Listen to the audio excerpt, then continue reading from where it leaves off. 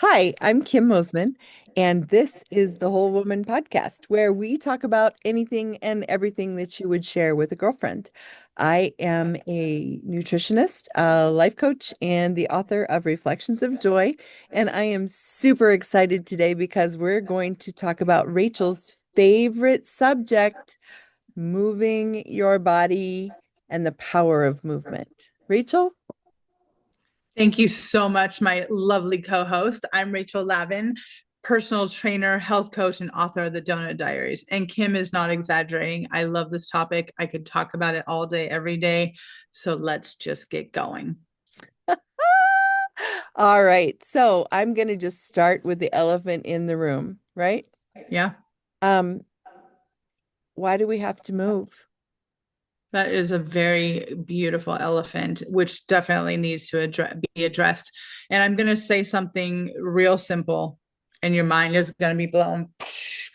Our bodies were created to move. That's why we have arms and legs and feet and hands. Our bodies were created to move. They were not created to sit. So let's just start with that. So what if I've never exercised in my life? What if I'm one of those um, fantasy sort of people that was created with a naturally healthy, naturally trim body, and I have a desk job. So I've never exercised, and now I'm in my middle years and Mhm. my body's betraying me. How do I begin?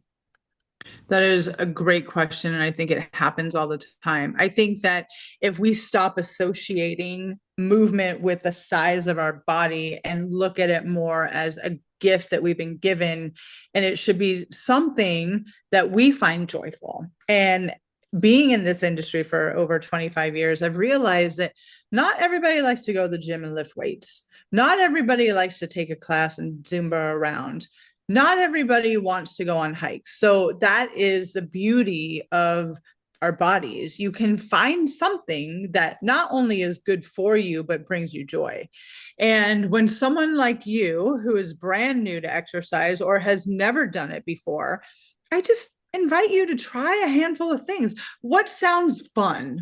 Does swimming sound fun? Does a tango class sound fun? Does walking with a girlfriend? Like, give them suggestions, because again, it's just not something that comes to mind easily. And have them try it. Like, give them homework. Like, okay, you have this week before you come back to me. Let's say they're a new personal training client. Can you try two of those five things and let me know how you feel? Pay attention to what your body says. Is it a hard no the minute you're done with it? Like, I never want to do that again. Or, yeah, that was fun. I'd do it again. Because all those experiences and emotions and feelings will help you decide what is good for your body long term. So, but walking with a girlfriend isn't really exercise, right, Rachel? Oh, look at you playing the advocate. Yes, ma'am. Moving your body is cumulative. And I tell people that all the time. I only have 15 minutes to work out. Great. That's 15 minutes. Do it. Because some days you're going to have 30 minutes and some days you're going to have an hour.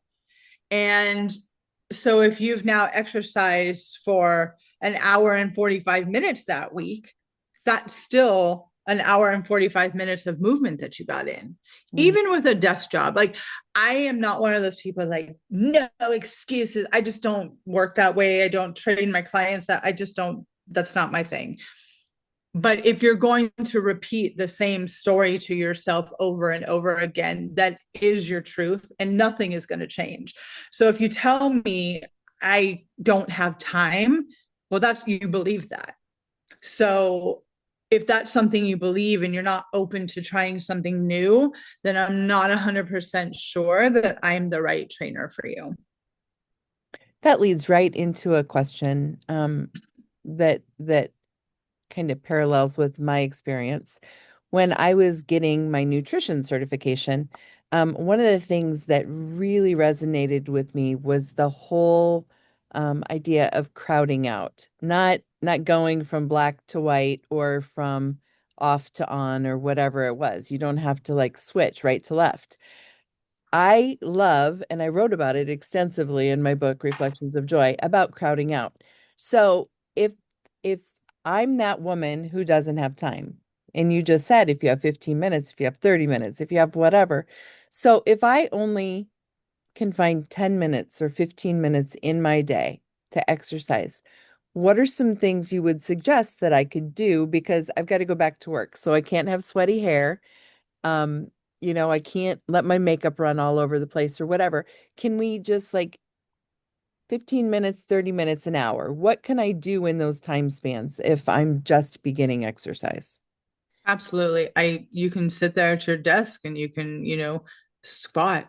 You can do a leg lift. You can do some crunches in your chair. You can walk around the office to the bathroom briskly. You can do push-ups on your desk or on the wall if you have your own office, do some push-ups against the wall.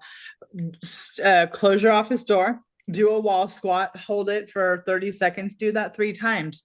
That'll add up to 10 minutes real quick. Mm-hmm. So there is nothing that you can't do in 10 minutes, in 15 minutes. But even me, and I'm going to be super honest with you, there are times where I look at that clock knowing I have 1 hour before I have to do whatever it is I have to do for the day. Is there a conversation that goes on in my head like, oh, I don't want to do this? Absolutely. Absolutely. I'm human too, but I have had the conversation with myself. It's like, even those 15 minutes are going to get my blood moving. I'm going to feel better. I'm not going to feel so tight by the end of the day. It's worth it. It's worth it to go on a quick walk or do, a quick interval on the treadmill. It's worth it for me. And that's the conversation that I have with myself now. So, what are the benefits of exercise beyond those that you mentioned before? So, when we're young, I feel like we either exercise because we're on a team, right? And Mm-hmm. we're trying to like compete or do something with a group or intentional sports. Um, but I feel like as we get older and we're no longer involved in sports or in dance or whatever the thing may be, that exercise kind of turns into that punishment or that earning or um, I've got to lose the weight or whatever. Uh, What are the benefits above and beyond just like weight loss and I don't know, great calves or great biceps or whatever the case may be? And all those things, but if those are your goals, those are totally fine. But I would love it if people would stop associating exercise with weight loss. Now, we have been taught our whole life that those two go hand in hand. You cannot have one without the other, right? That's what we've been taught. Right. And so people's intention for exercise is always to lose weight. I mean, that's just the way it is. I'm hoping to, as I engage with more people and you hear my voice more, and other trainers are also on this longevity and feeling good about your body and wholeness as opposed to smallness. I think that I believe and I like to teach other people that moving your body is a gift, right? There are so many things in this life that are a gift, and being able to exercise is one of them. So please stop looking at it as punishment. You're just not doing the right exercise for your body or for your personality. If you feel like you have to force yourself to get up and go do a CrossFit class or do your strength training workout and you hate every minute of it, it's time to reevaluate what do you like to do? What does sound fun? What does feel good? Hiking in the mountains is strenuous and it's good for your muscles and it's good for your bones. If you're an outdoor person, go paddleboarding, go hiking, go snow skiing, go do those things that will make you happy. I will add one tiny little caveat though. it has been proven over and over again that strength training is good for your bones and your muscle density and your all your body as we age. I happen to love it. I happen to go into that gym with a big old smile on my face and go and do my strength training because I love it. It makes me feel good. It makes me feel strong, which I want to carry into my 60s, 70s, and 80s. So that's why I choose strength training. But I will always try a dance class or going on a walk. We have a beautiful Swamp Rabbit Trail here in Greenville, and I love to go on a walk once in a while. But yeah, I love to strength train. Gotcha. So we've talked a little bit about longevity, which is really what you're saying, like existing in a good body, right? In a Mhm. capable body through your 60s, 70s, 80s, and maybe beyond. Mhm. Um, as someone who has always been like, I always did very busy, active exercise, right? Kickboxing when I ran the gym and weight training, and now I walk. But I've added stretching, intentional Mhm. stretching, and like I have some arthritis in my hands, so I can't participate in yoga, though I would love to. But I've started working like some different Pilates movements and things into my daily activities. Can you share a little bit about um, the things that we should add as we get older, or how the focus changes as we get older?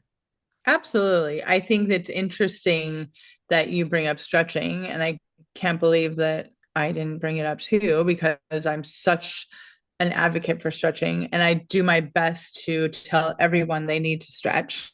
And a lot of times when you're going through life in this chronic pain, my back hurts, my feet hurt, my whatever hurts, it's a culmination of you have just gotten tighter and tighter and tighter. And instead of just going and thinking, oh, I need knee replacement, let's try a stretching routine for 6 weeks and see what happens. Because a lot of times, especially those of us who sit at a desk all day, you're just literally atrophying your muscles. And they need to be elongated. They need to be stretched. They need to give blood flow and oxygen. They need to be told thank you for everything that you do for me. So, yeah, I that is a hard stop for me. At the 10 minutes I leave with for every session, whether it's virtual or in person, we're stretching. That's awesome. And yeah, it's just I am trying to get that into my clients. It's just a part of my life. It's something I do Mhm. and I feel better for it. So thank you for bringing that up because stretching is, especially as we get older, so important. When my clients who especially are a little older and they argue with me, well, it hurts. Yeah, it's going to hurt at first because you never do it. And but for them to kind of witness the results and they feel better and oh, I'm not walking up the stairs one at a time anymore. I'm not limping anymore. I wake up out of bed and my back doesn't hurt. I love that. I love those stories because stretching is another gift that we should give ourselves at least a few times a week. I try to stretch honestly every night before I go to bed just because I sleep better, I feel better, and I want my muscles to stay pliable and I want them to stay comfortable and I don't want to get tight. I'll share a quick story with you, and this is why I value stretching beyond anything. A lot of people get piriformis syndrome, which mirrors sciatica. And I have never had a back injury. I've never had back problems, nothing, nothing, nothing my whole life. One day I literally got out of bed and it was like a shooting pain went up my leg, into my butt, and up my back. And I was like, what the hell? Right. and and I lived with it for a while. I was like, what is this? And finally it got to the point where I could not put pressure on my foot and I was limping. And I went to a friend who was also a personal trainer, and he also was a dancer and kind of was just more in tune with his body. He's like, girl, you need to stretch. And he showed me the number 4 stretch, which a lot of people also too call pigeon. That stretch was a game changer. I did it every single day, coupled with some other stretches, and that pain has never come back to that extent. Now, if I've let myself get a little bit of tight and I start to feel it, I'm like, no, no, stretch, and I stretch, once or twice a day until it goes away. Because sometimes, if we do have something that traumatic happen to our body, we might be prone to it happening again. So I just have to stay on top of those muscles because that was painful. Mm. And living in New York City, where I had to like walk everywhere, climb stairs. I mean, it got to the point where I would like get to the top of the subway stairs and be in tears because it hurt so bad. Mhm. And and luckily I know now that stretching those muscles that get tight and overused, because that's what tightness is, and overuse, um, yeah, it saved me. Yeah. So And that's the other thing. I talk a lot about how I feel like you're like my sister from another mister, right? But as I was reading your book last week and just really going through, I had read it once before, but I didn't sink on this piriformis issue because when I was running the gym, I experienced the same thing. It's like this incredible pain. And the only way to alleviate it in the moment was like sitting on a tennis ball, right? Because we were traveling all over the country watching either visiting our one son or watching another one play football. And it's like I got to the point where I was dreading. I couldn't walk, I couldn't ride in a car, I couldn't do anything. And it was through stretching and massage. And my IT bands were like tight as a drum. And, through that work, that good stretching work, I too was able to like get it to go away, hopefully, knock on wood, forever. And because there's nothing worse than your body, just like there's no good reason. It just hurts, right? And so yeah, I appreciate the story, and knowing that someone else knows exactly what I went through. That was awful. it So was, but that also leads us to another thing that we wanted to talk about today, which was, um, I'm totally blanking. Can you help me? paying attention to the way your body feels. Yes. Yes. Yeah. And to be in tune with your body and understanding that those pains is your body crying out for help. It's like, please address this. Please help me.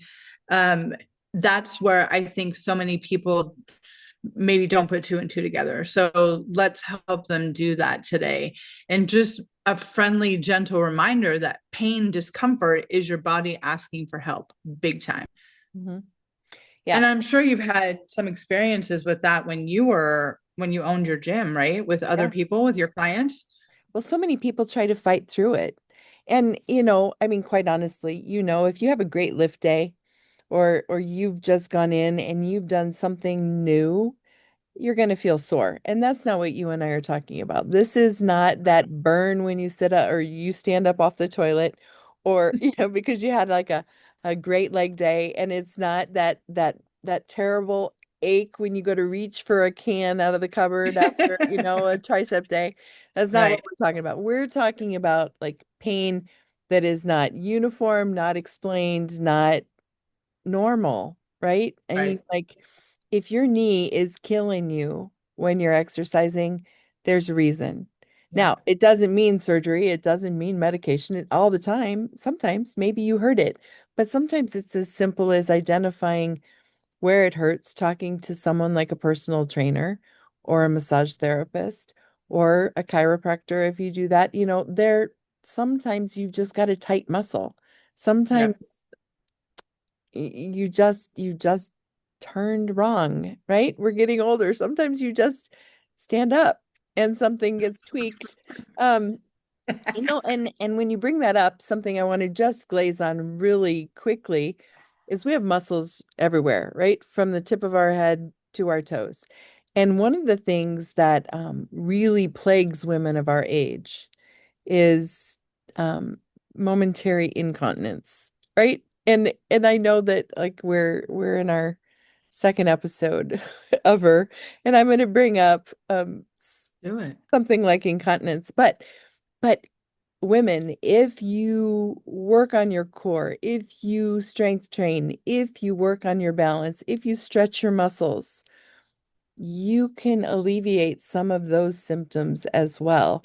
And the Mhm. thing that really triggered this for me is when you were talking about a lot of times it's just a tight muscle, right? Inflammation, tight, overused, abused, like that that's an incontinence issue as well. Sometimes you need to stretch things out, and there are people exercises, and that sounded really weird. Um, but there are some exercises you can do too to lengthen and stretch out your pelvic floor that Yeah, don't include other people or apparatus or anything, just simple breathing and muscle tensing. And so I think it's so important for us to investigate holistic ways to recover from some of our aches and pains and for problems. sure. Yeah, 100%. yeah. I think it's also too, it's interesting because if something like that happens, right? My first reaction is to get upset. Oh my God, what's wrong with me? Mhm. And, but then it's like, okay, let's self soothe a little bit. Let's talk myself off the ledge. Let's have a conversation with somebody that, could shed some light or read something that can, give me some information. But like you said, just by me, let me figure this out. Let me take care of myself. Like I tell myself that all the time if I get a new ache, a new pain, or something happens to my body, because it's like learning how to help myself has really increased my confidence that I can move well through getting older, right? I don't have to succumb to an age because that's what we've been taught. And Mhm. I do appreciate that about our bodies, that sometimes it's not a big deal and sometimes it is. And that's when you get professional help. But sometimes it is, like you said, learning how to ground yourself, lie on the floor, feel your muscles, contract your muscles, know what that feels like for different parts of your body. Mhm. And I always tell women who come to me, okay, I have pain here, here, and here. I can never squat. And so my first thing, and is the most gentle, kind way I can say it, is, do you get on the toilet by yourself? Yes. Great. That's a squat. So if you want to continue to get on and off the toilet by yourself, you can squat. Mhm. And just by me teaching them better form, and women, we just want to rush that exercise, right? We just want to do it and get out of there. So sometimes we've got to slow down, go through the movement, feel the movement, and understand that squats are one of the best full body exercises. I know a lot of people say they're for your legs, which of course they are, but they're for your pelvic floor, they're for your low back, they're for your core, they're for balance and stability. So the more you squat, and there's many versions of squat, and they don't have to be heavy, heavy, heavy. I squat with a 15-pound dumbbell. Thank you very much. Mhm. So Well, body weight. yeah, Body weight's amazing, right? yeah. Mhm. Yeah. I mean, yeah, that's awesome.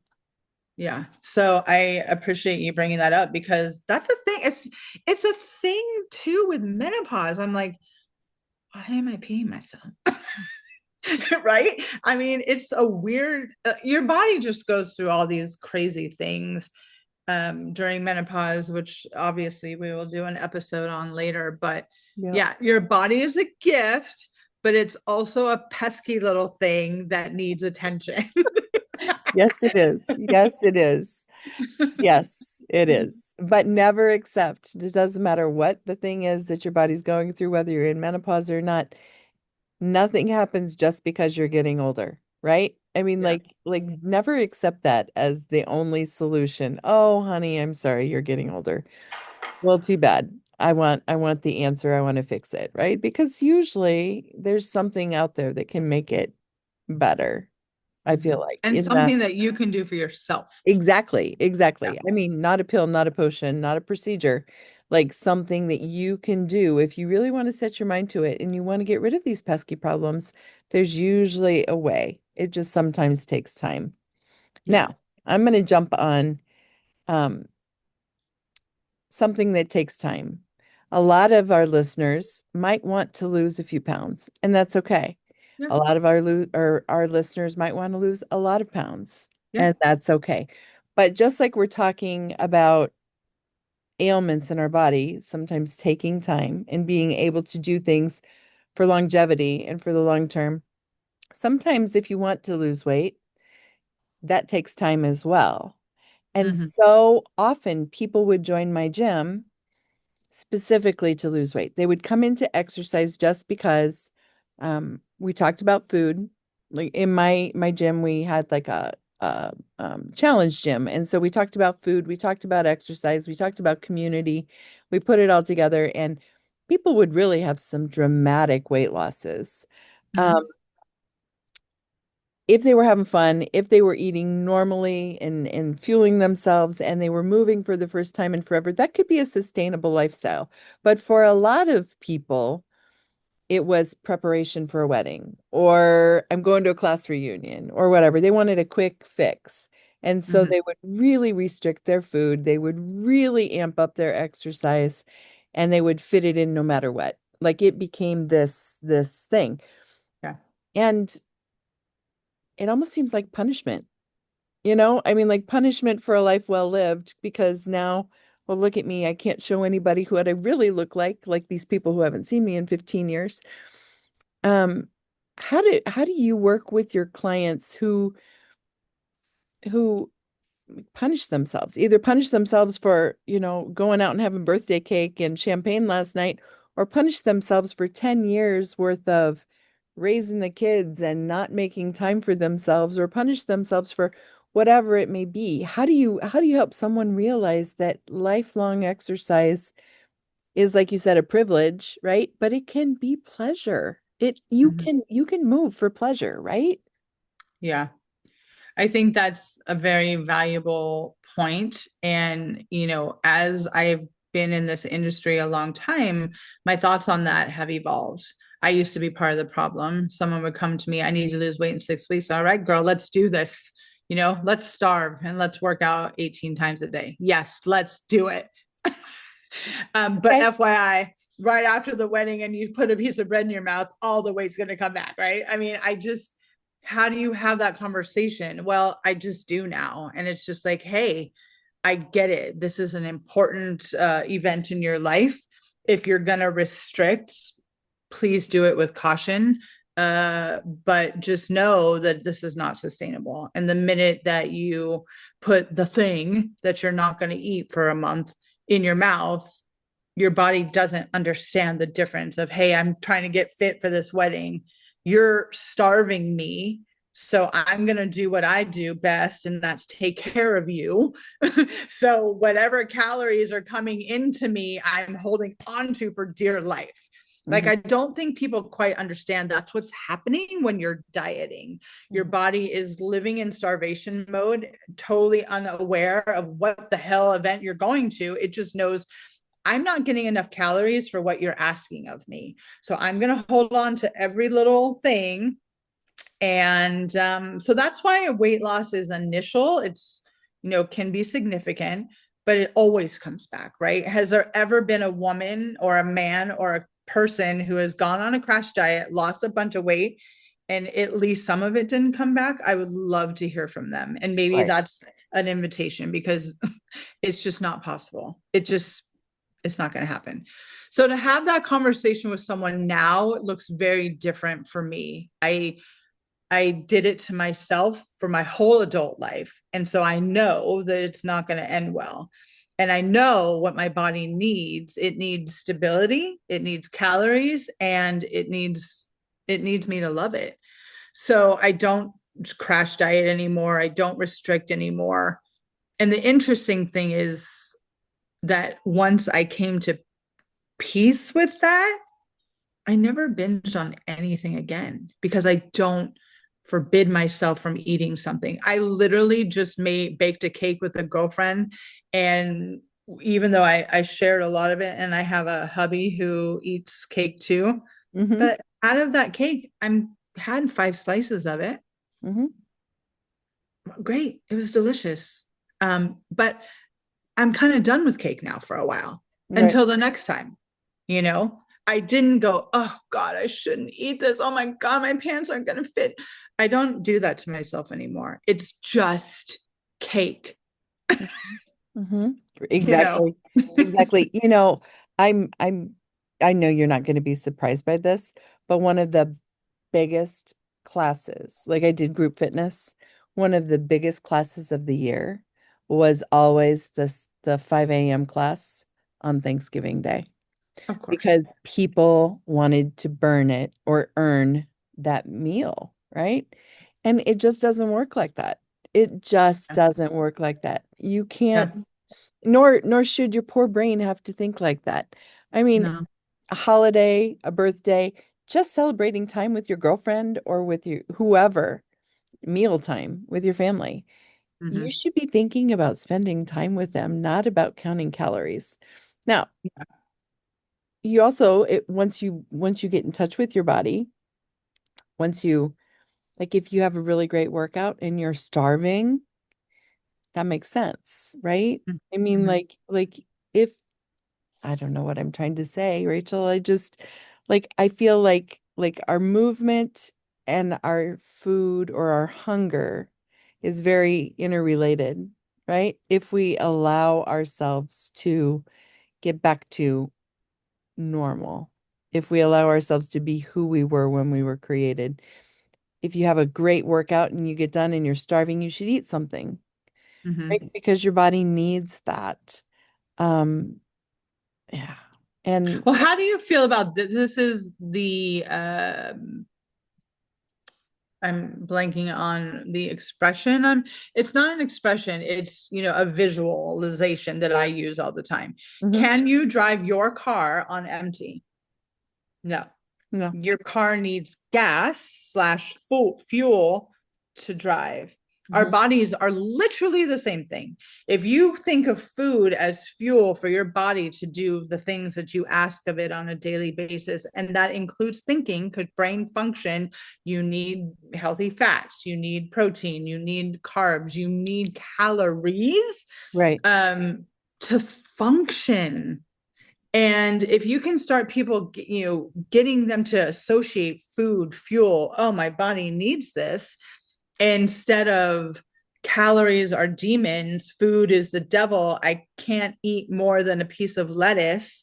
And then you go expect to do some crazy CrossFit workout, right, that does not compute. And I think a lot of times women, we get to that, and we've been taught this stupid word, plateauing. It's not plateauing. Your body isn't, it's not betraying you. It's saying to you, I don't have any more to give because you're not giving me enough. I right. don't have any more that I can negotiate with. Hmm. And so when you stop losing weight, or I can't get that last 5 pounds off, well, maybe you're not meant to, because we all have a set point, whatever that is for you, which is different for everybody. And I think that's where body positivity gets convoluted, right? I think health at every size is possible. We are all come in different shapes and sizes. I believe that with all my heart. But what has changed for me is the association that we have to just not moving our body, because I'm going to love my body at 400 pounds, Right. and the association with the kind of food that we put in our body. No. Well, a bag of Cheetos is food, right? Sure. Yeah. Yeah. Yeah. It's Um, yes, it so it has caloric value, but not much nutritional value. Yes. right. Yeah. So I think what has really evolved for me, even since writing my book, that yes, food is fuel, but don't we owe it to ourselves to fuel it with the best options, with the best whole foods, to exercise and move our bodies with something that's going to do our body good. Hmm. So that's where I'm kind of changed my thinking and trying to implement that now. Yeah. So a lot of times, there's always the new theory, all the tips and tricks, and I mean, like exercise in fasting state, or make sure you have carbs before you exercise, or make sure you do this, right? All these theories and everything. What Mhm. would you, what do you tell your clients? I tell them to eat. I had a very wise instructor one time say to me, actually, the woman who worked a mentor during my time when I was getting my personal training license. And she just said, a, a car doesn't run on an empty tank, just like you said.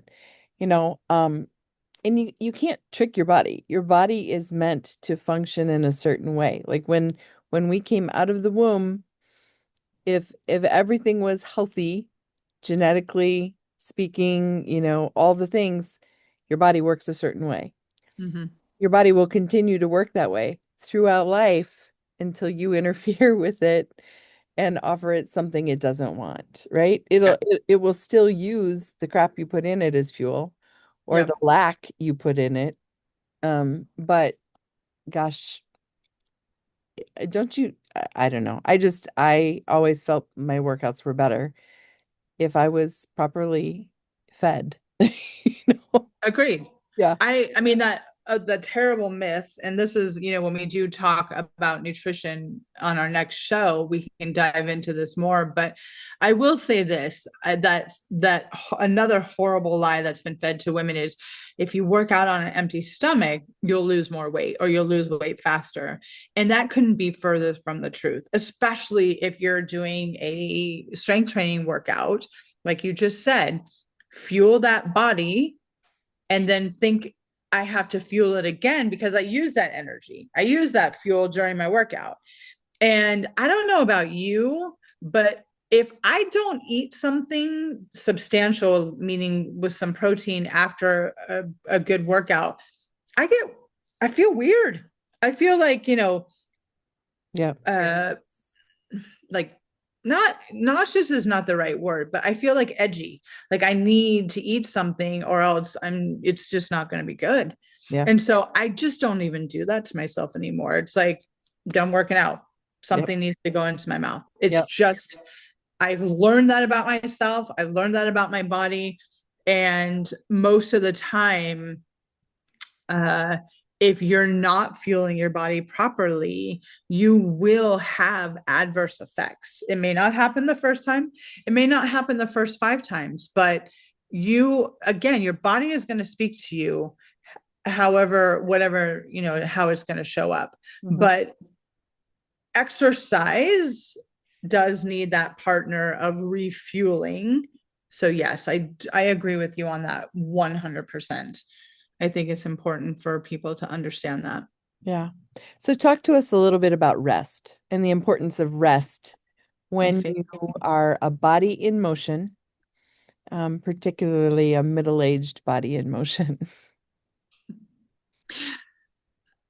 I mean, it's going to keep coming back to listening to your body, right? There is something to be said for that feeling that sometimes people describe as I'm just in a funk. I'm just feeling lethargic today, or I just don't want to do anything.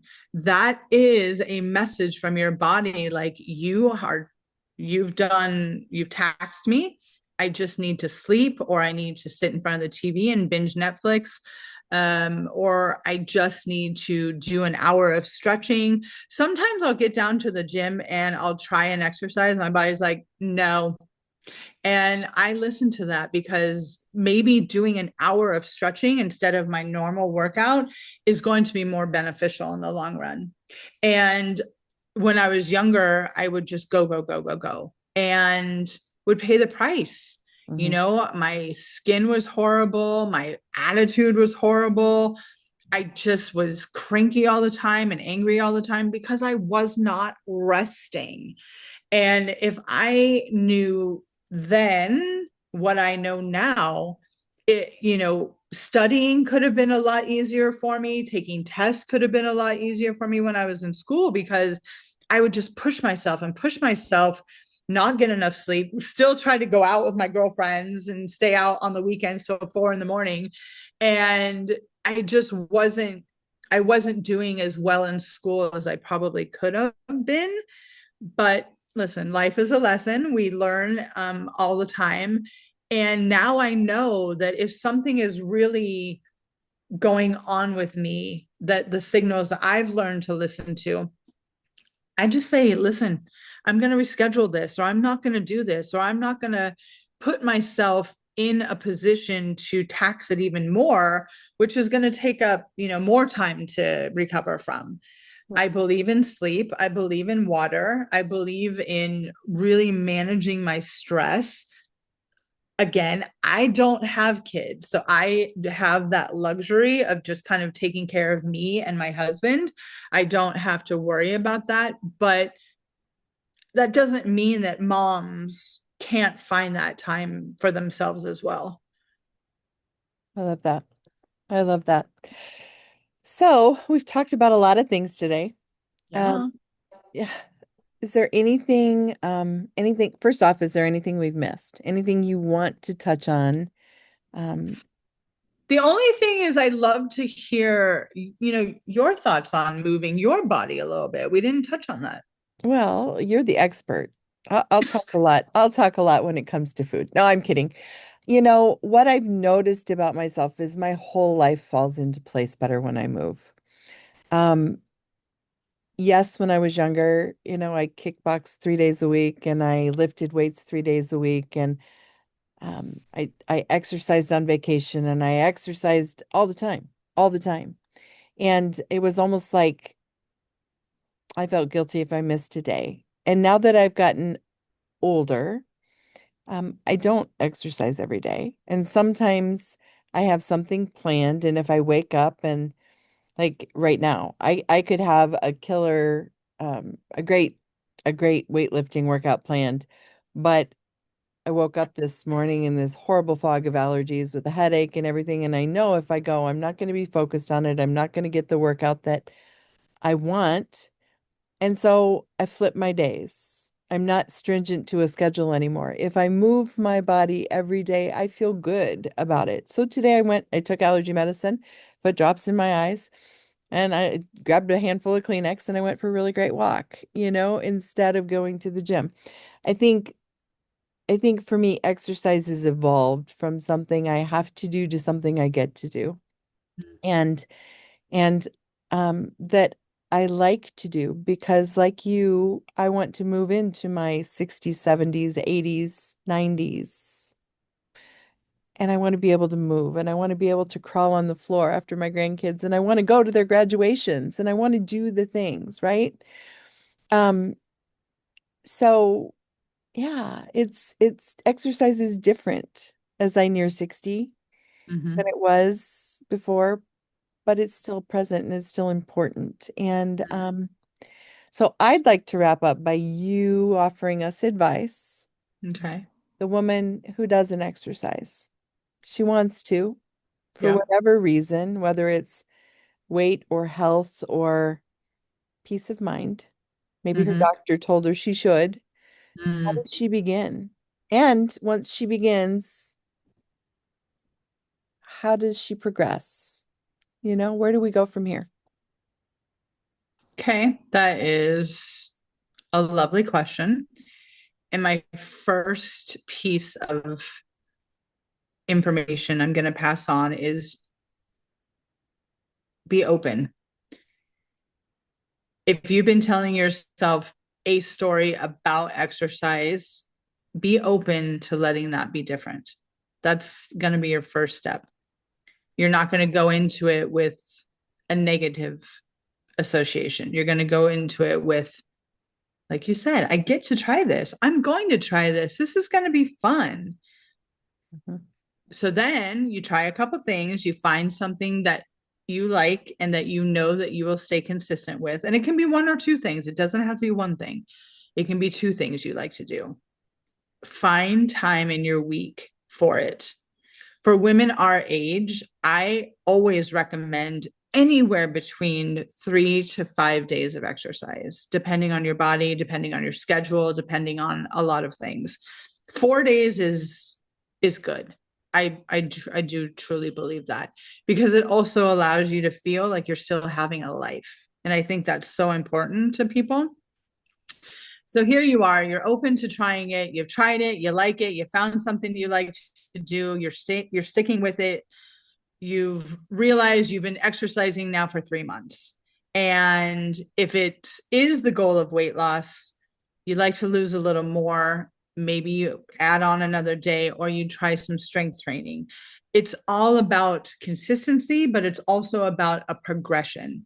We've all heard that expression, a maintenance exercise. If you're just maintaining your body that you're happy with and that you've been and all the things, that doesn't really include much effort.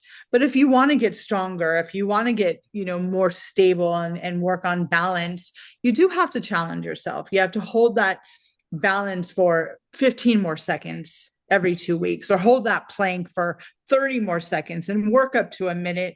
So I think the more that, and our bodies adapt very quickly.